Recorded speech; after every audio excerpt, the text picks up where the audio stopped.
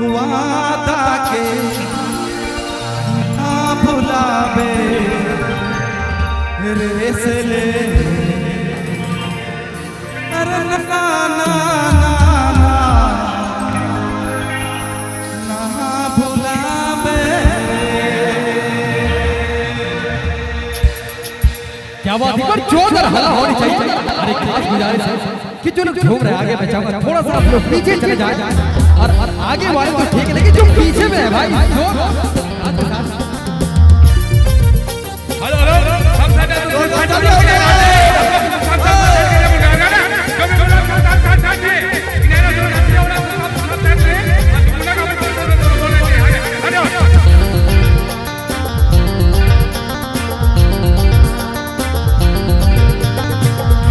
करवादा के ना भुलावे रे से ले करवादा के ना भुलावे रे से ले अरे ना ना ना ना भुलावे अरे ना ना ना ना भुलावे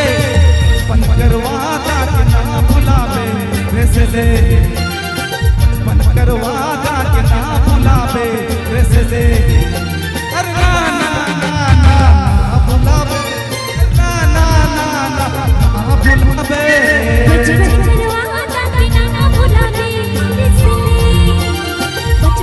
ये सॉन्ग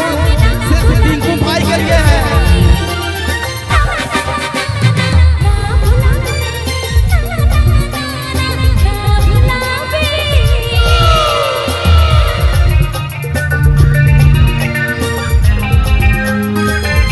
हमारे लीड गिटारिस्ट जोसेफ सा के लिए जोरदार तालियां हो जाए। जोसेफ सा के लिए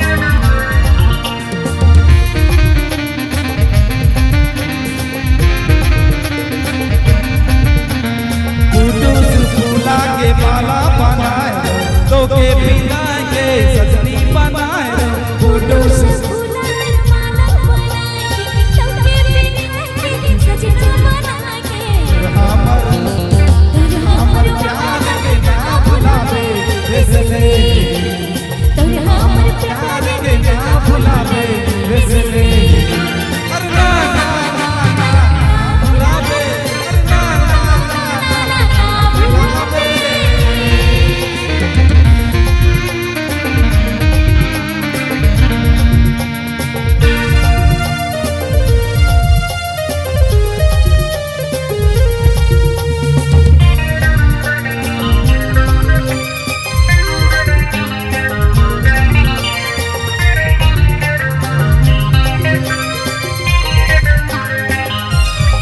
मेरा खेत रही ईटा पत्थर दो ईटा के कैसे कैसे बनाए रहो से मेरा खेत रही ईटा पत्थर दो ईटा के कैसे कैसे बनाए रहो से हमर प्यार के ना भुलावे जैसे ले हमर वादा के ना भुलावे जैसे ले अरे ना ना ना भुलावे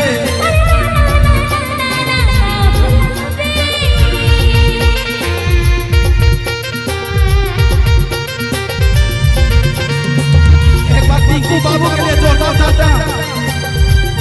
हमारे प्यारे भाई टिंकू भाई के लिए।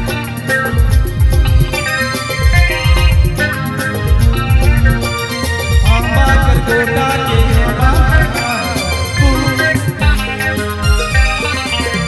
आंबा कर गोटा से जुआ मेरा कलम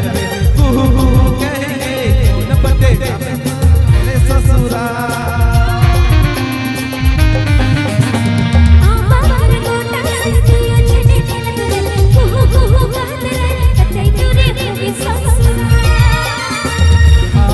हमर प्यार के ना भुलावे जैसे ले हमर वादा के ना भुलावे जैसे ले अरे ना ना ना